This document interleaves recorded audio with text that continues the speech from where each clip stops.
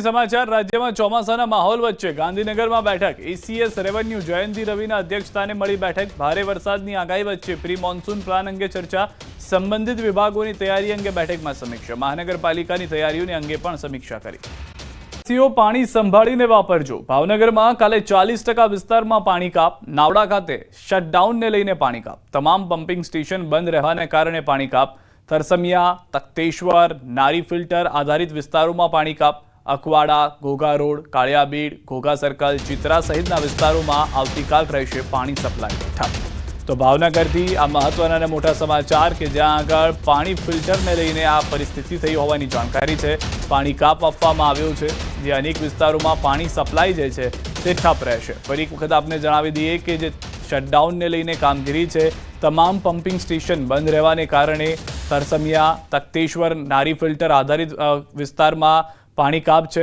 Filter આધારિત વિસ્તારોમાં પાણી કાપને લઈને શું વધુ માહિતી છે ન્યૂઝ 18 સંવાદદાતા નીતિન મેસે જોડાઈ ગયા છે જે નીતિન જે ચોક્કસ વાત કરીએ સિદ્ધાર્થ તો જે ઉનાળાની ગરમીને લઈને શહેરમાં ફરી વખત જે પાણીના ધાંધિયા છે તે સામે આવ્યા છે આવતીકાલે ભાવનગરના એવરેજ 40% જે વિસ્તાર છે ત્યાં પાણી કાપ રહેશે અને આ અંગેની માહિતી જે સૂત્રોમાંથી પ્રાપ્ત થઈ ગઈ તો તેમાં જાણવા મળ્યું છે કે નાવડા ખાતેનું જે કામકાજ છે રિપેરિંગ કામકાજ તેને શટડાઉનને લઈ અને હાલના તમામના જે પમ્પિંગ સ્ટેશનો છે તે બંધ રહેવાના હોય તેને લઈને શહેરના એક તરફની વાત કરીએ તો તરસમિયા તખ્તેશ્વર નારી ફિલ્ટર આધારિત જે વિસ્તારો છે ત્યાં પાણીનો કાપ રહેશે તો બીજી બાજુ જે અકવાડા ઘોઘા રોડ કાળિયાબીડ ઘોઘા સર્કલ ચિત્રા સહિતના જે તમામ વિસ્તારો છે ત્યાં પણ પાણી સપ્લાય છે તે ઠપ રહેશે જી આવા નીતિન આવા મેસેજ જોડાયેલા રહીશું વધુ માહિતી પણ મેળવતા રહીશું કોંગ્રેસના પૂર્વ ધારાસભ્યના પૌત્ર અનિરુદ્ધસિંહ ગોહિલ દુષ્કર્મના કેસમાં 15 દિવસથી ફરાર હતો જે ફાજલપુર વિસ્તારમાંથી પોલીસે ઝડપી પાડ્યો આરોપ અનુસાર અનિરુદ્ધે યુવતીને લગ્નની લાલચ આપી દુષ્કર્મ આચર્યું અને ગર્ભવતી થતા જબરજસ્તીથી ગર્ભપાત કરાવ્યો તેની આગોતરા જામીન અરજી પણ નામંજૂર થઈ હતી પોલીસે અનિરુદ્ધને કોર્ટમાં રજૂ કરી 2 દિવસના રિમાન્ડ મેળવ્યા છે રેપ વિથ એબોર્શન વિથ એટ્રોસિટીના કામે આરોપી અનિરુદ્ધસિંહ રાજેન્દ્રસિંહ ગોહિલ એ ગઈકાલે ખાનગી બાતમી રાહે ક્રાઇમની ટીમ લોકલ પોલીસ સ્ટેશનની ટીમ અને SC/SC સેલની ટીમના હાથે પકડાઈ ગયેલ છે મનરેગા કૌભાંડ મામલે રિમાન્ડ મંત્રી બચ્ચુ ખાબડનો મોટો પુત્ર રિમાન્ડ પર બળવંત ખાબડના 5 દિવસના રિમાન્ડ મંજૂર પોલીસે કોર્ટમાં રજૂ કરી 13 દિવસના રિમાન્ડ માંગ્યા હતા પરંતુ 5 દિવસના રિમાન્ડ મંજૂર થયા હોવાની જાણકારી મળી રહી છે મનરેગા કૌભાંડના ધરમૂળથી તપાસ કરવા માંગ પંચમહાલ જિલ્લા કોંગ્રેસ સમિતિ દ્વારા માંગ મનરેગા યોજનામાં થયેલી ગેરરીતિની તપાસ કરવા માંગ પ્લે કાર્ડ અને સૂત્રોચ્ચાર સાથે કલેક્ટરને કચેરી સુધી રેલી યોજી અને ધરણા કરવામાં આવ્યા હતા અધિક કલેક્ટરને આવેદનપત્ર આપી મનરેગા યોજના હેઠળ વિકાસ કામોમાં થયેલી ગેરરીતિ મુદ્દે તપાસ કરી કસૂરવાર સામે પગલાં ભરવા માંગ કરાઈ પંચમહાલ જિલ્લાની અંદર મનરેગા યોજનામાં જે વ્યાપકપણે ભ્રષ્ટાચાર થયેલો છે તેની તપાસની માંગણી માટે આવેદનપત્ર આપવામાં આવેલું છે પંચમહાલ જિલ્લાની અંદર છેલ્લા 5 વર્ષમાં જોવા જઈએ તો આ મનરેગા યોજનામાં ખૂબ જ ભ્રષ્ટાચાર થયેલો છે તો દાહોદથી સમાચાર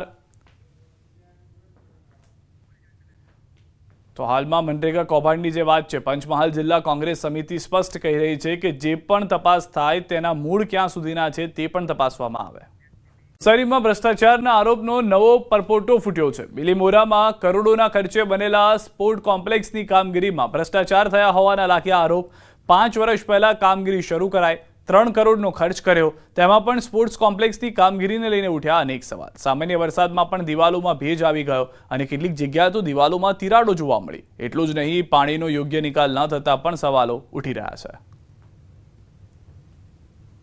5 વર્ષના વાણા થઈ ગયા તેમ છતાં હજુ સુધી આ સ્પોર્ટ કોમ્પ્લેક્સ તૈયાર થયું નથી અને મળતી માહિતી મુજબ જે પહેલા વરસાદની અંદર ભેજ લાગ્યો ગળતું થઈ ગયું ટેનિસ કોચ પર પાણી ભરાઈ ગયું અને દિવાલોમાં તળ દેખાઈ આવી આવું બાંધકામ છે તો 5 વર્ષ પછી પણ જો આ જ પરિસ્થિતિ થઈ અને આનો લાભ ન મળવાનો હોય તો જે તે અધિકારી અને કોન્ટ્રાક્ટરની હંબે પગલાં લેવા જોઈએ એવી અમે માંગણી કરીએ છીએ હવે નગરપાલિકાના વિપક્ષ સભ્યો તો ત્યાં સુધી કહી રહ્યા છે કે 5 વર્ષના વાણા વાગી ગયા છતાં પણ કામગીરી પૂર્ણ થઈ નથી કામગીરી પર પણ સવાલ ઉઠતા કહ્યું કે આમાં ભ્રષ્ટાચારની ગંધ આવી રહી છે સ્પોર્ટ્સ કોમ્પ્લેક્સ ચાલુ નથી એની પાછળના કારણ કે જે વસ્તુ પ્રજા હિતમાં કરવાની હતી તે વસ્તુ પોતાના સ્વહિતમાં કેવી રીતે ઉપયોગી થાય એના પર ધ્યાન વધારે અપાયું. બીલીમોરાની પ્રજા કરતા હરતા કરતાઓએ પોતાના માટેના લાભની જે નીતિ અપનાવી. તો બીજી તરફ સ્થાનિક લોકો તો એવો પણ આરોપ લગાવી રહ્યા છે કે હસતા જે કરતા લોકો હતા તેઓએ ખિસ્સા ભરી લીધા છે. જનતાના હિતમાં નહીં, પોતાના હિત માટે ફાયદો થયો હોય તેવી કામગીરી કરી છે.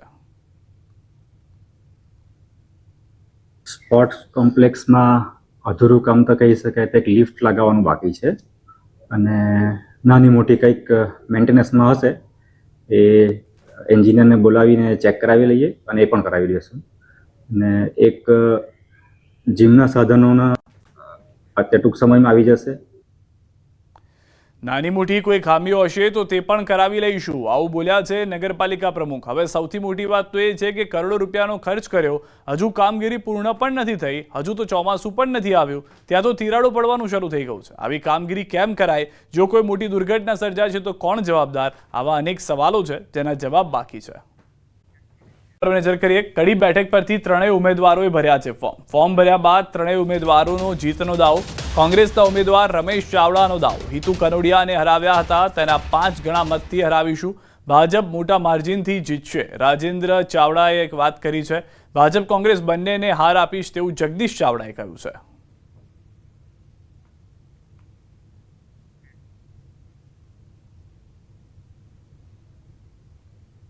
આ વ્યક્તિ છે એ નીચેના કોઈ ગ્રાસરૂટના કોઈ માણસ સાથે જોઈન્ટ છે નહીં, એ જોડાયેલા નથી કોઈની સાથે. એટલે અમને તો મને લાગે કે હિતુ કનોડિયા જેટલા મતથી હાર્યા એનાથી 5 ગણા મતથી હારી જશે એવી મને ખાતરી. અમે રણનીતિ બનાવીશું એવી કે જેથી ભાજપની જીત થાય અને ભાજપની જીત થશે એવો મને પૂરો વિશ્વાસ. કેટલે વોટથી જીતશો? લગભગ મારો અંદાજ તો છે કે 1 લાખ વોટથી જીતો. હું આ બંનેને હરાવી દેવાનો છું, આ મારું કહેવાનું છે. કેટલા વોટથી કંઈક રોડ મેપ તો નક્કી હશે ને, એ આવનારો સમય જો હાર અને જીત અને આંકડો એ જ પદ્ધતિસર પ્લાનિંગ સર કહી શકે કે જેના કંઈક ગણિત હોય.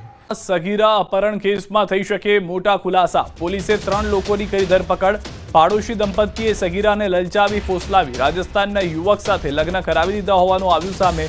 જોકે એવા પણ આરોપ લાગી રહ્યા છે કે આરોપીઓ રૂપિયા લઈને સગીરાનું લગ્ન કરાવ્યા હતા. આ મામલે વનરાજ સહિત 4 લોકો હાલ ફરાર છે અને તેમની તપાસ કરવામાં આવી રહી છે. ફરિયાદીનું કહેવું એવું છે કે એમણે જે આ સગીરભાઈની પોતાની દીકરી છે ને એને કોઈ રીતે લલચાવી અને પોતાના વિશ્વાસમાં લઈ અને એને લગ્ન એણે કરાવી દીધા હતા. લગ્ન ધાર્મિક વિધિ પ્રમાણે સુધામાતર મંદિર છે, રાજસ્થાનમાં આવેલું છે, ત્યાં કરેલા છે. કાયદેસર લગ્ન કરેલા નથી. મહારાષ્ટ્ર લોન કૌભાંડમાં સુરતની મહિલા ફસાઈ. ગરીબ મહિલાના નામે 6 લાખની લોન લીધી. નાસિક સાયબર ક્રાઇમ તપાસ માટે સુરત આવી. તપાસના નામે મહિલાને ઉડાવી લીધી. પરિવારની આજીજી છતાં પોલીસ જે હતી તે માની નહીં. મહિલાની તબિયત લથડી છતાં પોલીસે સારવાર ન આપી. ગભરામણના કારણે મહિલાનું મૃત્યુ થયું. તો મૃતક મહિલાના પુત્રના પોલીસ પર ગંભીર આરોપ છે. અમરોલી પોલીસ મથકે પૂછપરછ કરાઈ. તબિયત બગડતા પોલીસ ગાર્ડનમાં લઈ ગઈ. બેંક લોન લીધી હોવાની વાતને પરિવારે નકારી છે. અમરોલી છાપરા ભાટાના ફળિયામાં રહે છે આ મહિલા કે જેઓને ઉપાડીને લઈ જવામાં આવ્યા હતા અને ત્યારબાદ પોલીસની હાજરીમાં મૃત્યુ થયું. મારી વાઈફ છે એ બી ચાલુ પોતા એવું કરે. પછી ક્યાં લઈ ગયા? અભી દાદા માને નહીં. દાદાને કીધું એમ કે ગાર્ડનમાં કીધું, ગાર્ડનમાં લઈ ગયા. તો ગાર્ડનમાં લઈને મેં દાદાને કીધું 1 કલાકનો સમય આપો મને, તમે મારું ઘર બી જોયું, ઘર બી જોયું છે. તમે એક કામ કરો દાદા, મારો નંબર બી છે, મેં થોડી ભાગી જવાનું. દાદા એમ કહે જઈને એમ કે FIR જ્યાં સુધી અહીંયા લખાઈ નહીં જાય ને ત્યાં સુધી તમે જબરજસ્તી પાછા મારી મમ્મીને લઈ ગયો, નહીં ઉઠાડી તો બી લઈ ગયો. તમે એમ કહેતા છે કે દાદા તમે મારી મમ્મીને એમ કહે છે કે તમે ખોટું કરે નાટક કરો છો, એવું બધું બી કીધું હતું. જે એ તો સાચી વાત કરું, મારે ડરવાની કોઈ જરૂર નથી. મેં 6 લાખ રૂપિયા લીધા જ નથી, મારે શું કામ ડરવું? હકની લડાઈ મેં લડીશ. પોલીસ ક્યાંથી આવી હતી? પોલીસ મહારાષ્ટ્ર પોલીસ ચોકીથી, મહારાષ્ટ્રથી આવી હતી.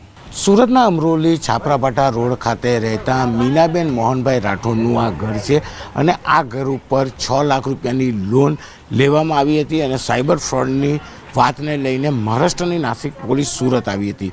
જો કે આવતાની સાથે જ મહિલાને પોલીસ સ્ટેશન લઈ જવામાં આવે છે, પૂછપરછ શરૂ કરે છે. ત્યાં મહિલાની તબિયત લથડે છે. તેમનો દીકરો અવારનવાર પોલીસને કહે છે કે માતાની તબિયત બગડી છે, તેમની સારવાર કરાવો, પણ પોલીસ એકની બે ના થઈ અને આ મહિલાની પૂછપરછ ચાલુ રાખી હતી. અંદાજિત 2 થી 3 કલાકની પૂછપરછ બાદ જ્યારે આ મહિલાની તબિયત લથડી ત્યારે 108 દ્વારા તેમનો પરિવાર મેડિકલ હોસ્પિટલ એટલે કે સ્મીમેર હોસ્પિટલ ખાતે સારવાર માટે લઈ ગયા હતા અને ત્યાં સારવાર શરૂ થાય તે પહેલાં જ મીનાબેનનું મોત થયું હતું. જો કે મહારાષ્ટ્રની પોલીસ આવી અને પૂછપરછ દરમિયાન માનવતા નેવે મૂકી તબિયત બગડતા તેમને સારવાર આપવાની જગ્યા પર માત્ર પૂછપરછ કરતી રહી અને મહિલાનું મોત થયું.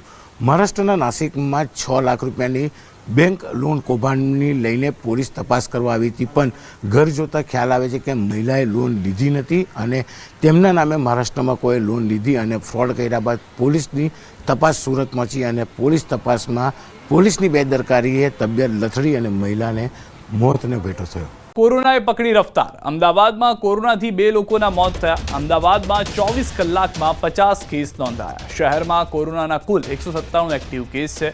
અત્યાર સુધી કુલ 270 કેસ ચાલુ સિઝનમાં નોંધાયા છે. કુલ કેસમાંથી 72 ડિસ્ચાર્જ થયા છે, જ્યારે 197 કેસ એક્ટિવ છે.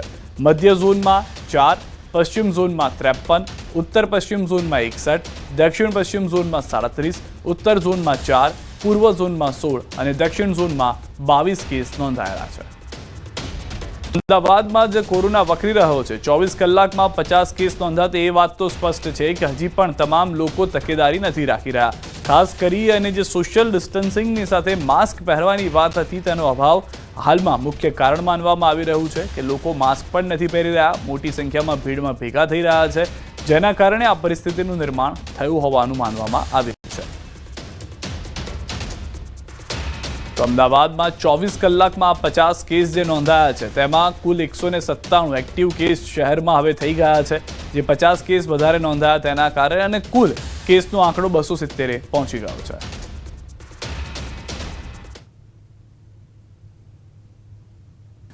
લાસ્ટ ડે દરમિયાન ટોટલ 50 જેટલા કોરોનાના કેસીસ રિપોર્ટ થયેલા છે અને હાલમાં 197 કોરોનાના એક્ટિવ કેસીસ અમદાવાદ શહેરમાં અત્યારે રજીસ્ટર્ડ થયેલા છે. હાલમાં આજ સવારના રોજ 18 વર્ષની એક મહિલાનું એલજી હોસ્પિટલમાં મરણ થયું છે, જે કોવિડ પોઝિટિવ આવેલા હતા. આ પ્રાથમિક માહિતી અત્યારે મળેલી છે અને હાલમાં તેની એક તપાસ કરવામાં આવી રહી છે. શહેરની મુખ્યત્વે 3 હોસ્પિટલમાં અને પ્રાઇવેટ હોસ્પિટલમાં જે કોઈ શંકાસ્પદ પેશન્ટ જણાય છે તે લોકોના ટેસ્ટિંગ અને ટ્રીટમેન્ટની સારવારની કાર્યવાહી હાલમાં કાર્યરત કરવામાં આવેલી છે. તો અમદાવાદમાં વકરી રહ્યો છે કોરોનાથી અમદાવાદમાં 2ના મોત થયા છે. દાણી લીમડામાં કોરોનાથી મહિલાનું મોત થયું છે. 47 વર્ષીય મહિલાને એલજી હોસ્પિટલમાં દાખલ કરવામાં આવી હતી. આ તરફ એલજી હોસ્પિટલમાં સારવાર ચાલી રહી છે. 18 વર્ષની યુવતીનું મોત થયું હતું. સારવાર દરમિયાન 24 કલાકમાં કોરોનાના 50 નવા કેસ. અમદાવાદમાં હાલ 197 એક્ટિવ કેસ જે છે તે જોવા મળી રહ્યા છે. આ તરફ વસરવાલ સિવિલ હોસ્પિટલમાં વધુ એક દર્દી કોરોના પોઝિટિવ થતા દાખલ કરવામાં આવ્યા છે. 74 વર્ષના વૃદ્ધને કોરોના પોઝિટિવ આવતા દાખલ કરવામાં આવ્યા. આ ઉપરાંત 8 મહિનાનું બાળક 3 દિવસથી ઓક્સિજન પર છે. બાળકને અન્ય બીમારી હોવાથી હજુ તે ઓક્સિજન પર જ છે. સિવિલ હોસ્પિટલમાં કુલ 3 દર્દી સારવાર હેઠળ છે. કોરોના અત્યારે આપણા માટે નવો નથી. છેલ્લા 4-5 વર્ષથી આપણે કોરોના સામે લડી રહ્યા છીએ. કોરોના ડેફિનેટલી વધી રહ્યો છે, પણ આપણે જે પ્રમાણે વાતાવરણ જોઈ રહ્યા છે અને જે બહારના દેશોમાંથી લાસ્ટ ટાઈમ પણ એ જ રીતે થયું હતું કે બહારના દેશોમાંથી જ માઇગ્રેટ થયા હતા અને અત્યારે પણ જેટલા કેસીસ જોઈ રહ્યા છો, જે લોકો બહારથી આવેલા છે, જેમ કે ચીન છે, હોંગકોંગ છે, થાઈલેન્ડ છે, જે જગ્યાએથી માઇગ્રેટ થયા છે એ લોકો જ કોરોના સંક્રમિત કરી રહ્યા છે. કોરોના અત્યારે જ એ રીતે છે કે કોરોના જે રીતે આપણે પહેલાં બી વિચારતા હતા કે હાથ ના ધોવાથી, સોશિયલ ડિસ્ટન્સિંગ મેન્ટેન નહીં કરીએ અને આપણો હાથ જો નોઝ અને મોઢા પર જો નહીં જાય, જેમ કે આપણો હાથ હોય એ નાક અને મોઢા પર નહીં જાય, આ જ રીતે આપણે આને સંક્રમિત રોકી શકીશું. અને જે પહેલાં આપણે જે માસ્ક પહેરવાનું ભૂલી ગયા છે છેલ્લા 4-5 વર્ષથી, તો એ માસ્ક પહેરવાનું પણ આપણે શીખવું પડશે. સો મેઇન મુદ્દો એ છે કે માસ્ક પહેરવું પડશે, સોશિયલ ડિસ્ટન્સિંગ મેન્ટેન કરવું પડશે. જે લોકો દર્દી બહારથી આવે છે એનું પ્રોપર ટેસ્ટિંગ કરવામાં આવે તો આપણે આને સંક્રમિત રોકી શકીશું. પણ એવું તો નહીં થાય કે સંપૂર્ણપણે રોકી શકીશું. સો આપણી તકેદારી છે એ જ વધારે અત્યારે ઇમ્પોર્ટન્ટ છે. વાતાવરણમાં આજે પલટો આવ્યો છે. આજે જિલ્લાના કેટલાક વિસ્તારોમાં દિવસભર વાદળછાયું વાતાવરણ છવાયું હતું. બપોર બાદ ઉમરગામ અને આસપાસના વિસ્તારોમાં વરસાદ વરસ્યો હતો. ભારે ઉકળાટ અને ગરમીના માહોલમાં વરસાદ વરસતા વાતાવરણમાં ઠંડક પ્રસરી અને લોકોએ ગરમી અને બફારાથી રાહત અનુભવી હતી. વરસાદ વરસતા વાતાવરણમાં ઠંડક પ્રસરી હતી.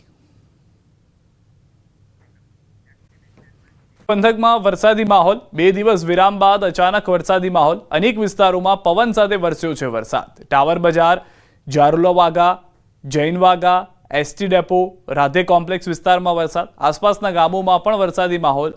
ઠાલનગર, કુક્કડ, જૂની માંગરોળ, વડજ, ચનવાડામાં પણ વરસાદ વરસી રહ્યો છે.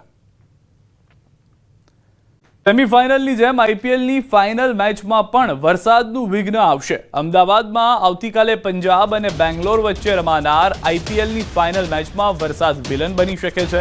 હવામાન વિભાગે આગાહી કરી છે કે 8 જૂન સુધી ગુજરાતમાં વરસાદ પડશે. સૌરાષ્ટ્ર, કચ્છ, ઉત્તર ગુજરાત અને દક્ષિણ ગુજરાતમાં ગાજવીજ સાથે વરસાદ પડશે. સાથે જ આવતીકાલે આખો દિવસ અમદાવાદમાં વરસાદી માહોલ રહેશે. અમદાવાદમાં હળવાથી મધ્યમ વરસાદ પડવાની શક્યતા છે. कल का जो हमारा पूर्वानुमान है इसमें आइसोलेटेड जगह में लाइट टू मॉडरेट रेनफॉल है अहमदाबाद और अहमदाबाद के लिए स्पेशली हम तो लाइट टू मॉडरेट रेन का पूर्वानुमान दिया हुआ है. આવતીકાલે અમદાવાદમાં રમાનારી આઈપીએલની ફાઇનલ મેચની જોકે આ મેચ પર વરસાદનું વિઘ્ન મંડરાઈ રહ્યું છે. હવામાન વિભાગે હળવા વરસાદની આગાહી વ્યક્ત કરી છે. તો આ તરફ ગુજરાતમાં ચૂંટણીનો જંગ પણ જામ્યો છે. કડી, વિસાવદર બેઠક પર ત્રણેય રાજકીય પક્ષના ઉમેદવારોએ ફોર્મ ભરી દીધા. હવે ઉમેદવારો અને નેતાઓ પ્રચાર જંગમાં ઉતરશે. વરસાદ અને ચૂંટણીની મોસમ વચ્ચે કોરોના પણ ડરાવી રહ્યો છે. ગુજરાતમાં કોરોનાના કારણે 2 લોકોના મૃત્યુ થયા છે અને કેસ પણ સતત વધી રહ્યા છે. તો આ તરફ મેઘરાજા ગુજરાતમાં હાથ તાળી આપી રહ્યા છે પણ પૂર્વોત્તરમાં કહેર વરસાવી રહ્યા છે. ભારે વરસાદને કારણે પૂર્વોત્તરના રાજ્યોમાં પૂરની સ્થિતિ ઊભી થઈ છે. અંકલેશ્વર જીઆઈડીસીમાં આવેલ ફિનોર પીપલજ કેમિકલ લિમિટેડમાં આગના કારણે અફરાતફરી મચી ગઈ.